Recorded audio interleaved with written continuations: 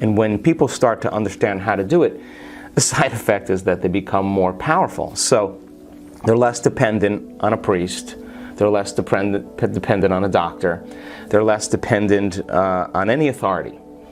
They begin to take their power back.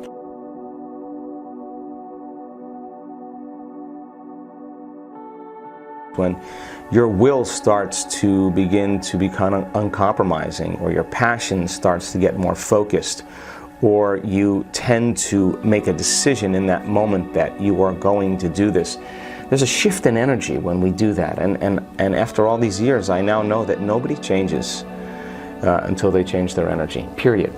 And when you change your energy, you change your life. And in getting people to stay there then, I think is what I'm truly passionate about. To be able to regulate internal states independent of the conditions in their external environment means they're beginning to master their environment. So they're less reactionary to their boss or to their ex. They're more present with their family and their friends. They tend to have happiness and joy for no apparent reason. Their body is releasing old neurological and emotional patterns. They tend to be freer in their expression. They think better. They see futures and dream of futures and create. And they tend to lead with their hearts more in their lives. And I think that's a new model of human evolution. I don't care that you stop doing the work. What I care about is when you start doing it again. And being defined by a vision of the future, the alternative is to be defined by the memories of the past. You know, to fall in love with the future is so much more important than keep falling in love with your past. You know, to romance a future is so much better than romancing the past. So I think that when people really start seeing the benefits of their efforts, now it becomes instrumental. It's no longer that, you know, there's a dread that they have to get up and create.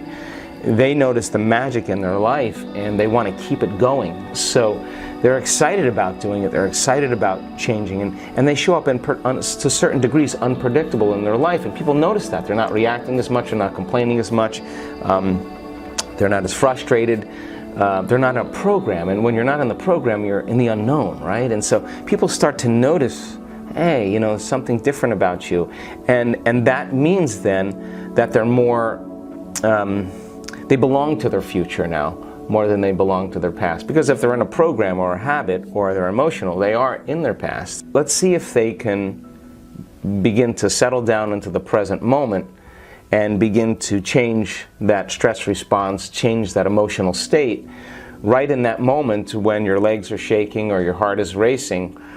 And if you are able to do that and settle down and move through that experience, a few things would happen. Number one is that you would probably realize that this is where you normally stop in your life, and you've just moved further. When you return back to your life, similar situations come up, you may actually settle your brain and body down with your eyes open and be able to make that change and not go into a program, because I believe that we learn the most about ourselves when we're uncomfortable. And we learn the most about others when we're uncomfortable. So why not put them in uncomfortable situations and see if they're able to do that? Number three, if you're standing on a post at 40 feet and the little frame that you're standing on is wobbling and your heart is racing and you're able to settle yourself down and be able to execute and move through it, you may perceive the things in your life as less threatening. You may relatively say, well, this was nothing after what I've just done. Number four, energy and emotions, as you know, tend to be stored equally or more in the body as in they are in the brain. So as a person moves through their own fear, their own level of endurance, they think they can't go any further. They think it's about physical strength or think about physical endurance. It's not. It's about will. It's the mind that actually takes us there. And you train those people, then it makes sense that if they're able to do that to a certain degree, that could possibly become a new state, because as they get rid of that or as they overcome that emotion, there's a liberation of energy. And that liberation of energy is available energy for them to design a new destiny. It's that energy being released from their past into the field. Now, that energy is chaotic energy, no doubt about it, but if they're still doing the work and we're still working with that energy, Well, when it comes time to heal, or when it comes time to heal another person, or when it comes time to invest your attention and energy into the future, you have the available energy to do it. So it's almost been like an accelerator, an evolution of what we've been doing. There's a few paths that we go. I mean, one path is you keep shaving down the personality, you keep shaving down the ego, you keep working with the programs, and we all do that. You know, that's the work that we do. And we tend to do it, and it takes time. And because it takes time, it means we're a little bit more separate from that unified field that we can access. I think the hormones of stress endorse our senses, we become materialists, and then we experience separation. You know, separation is local space and time. But when people start to connect to the field, and they give up their memory of their body, their personality, the things they own, the place they're sitting, the place they live, and time itself, they become pure consciousness. Now, time is created by a separation between 2 points of consciousness. There's me here, and then there's the door over there. And this is one point of consciousness, that's another point of consciousness. So I'm going to navigate in the three-dimensional world as a body local in space and time. I got to drag my body through space. I have to collapse space, and I experience time. So people have their dreams, their goals, they have the things they want, and it takes time. We come back to the three-dimensional world. The environment is the same, the home is the same, you know, everything's the same, and we have neurological networks in our brain that correlate with everything known in our life, all the people, the things, the places. So then the environment tends to regulate how we think and feel. So there's a little bit of a battle. It takes time for us to shave down some of those things. And we see it. We see people with all kinds of health conditions. It takes them a few years. They're uncompromising. They arrive, but it's taken them time. Well, what we're seeing now is that when we start seeing these amplitudes of energy, and we can actually many times predict when it's going to happen, that there is, as a consciousness, they're no longer their body living in an environment and living in time.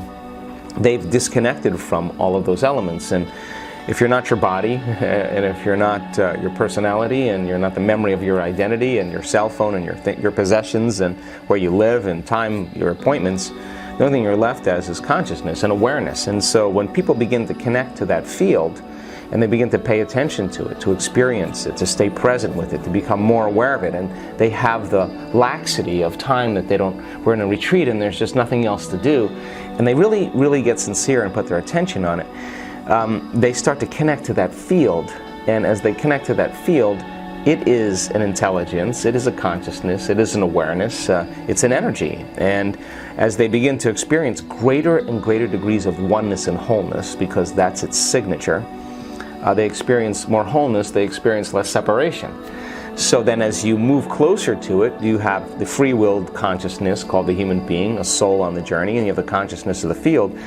And as you begin to close the gap between 2 points of consciousness, you close time as well. So we start to see the healings happening in a shorter amount of time because they're more connected to that field. Now, that's important because it's not matter at this point that's changing matter. It's energy that's changing matter. It's the field. And as people begin to connect to that field, it begins to organize or reorganize matter in a biological upgrade in a very short amount of time, because there's less separation between the consciousness as the individual and the consciousness of the field, or the energy of the field. And people are just getting better at it. So when they strike it right, there's a new stream of consciousness that's being processed through the brain, and you can't have consciousness without energy. So there's a greater level of awareness. Gamma brainwave patterns is super consciousness, super awareness. So now they're super aware. They're more aware than they've ever been. The energy that they're experiencing, they're feeling in their body, but it doesn't feel like guilt, it doesn't feel like shame, it doesn't feel like resentment, it doesn't feel like competition or aggression or frustration. It feels like this incredible amount of orderliness that we could only describe as love.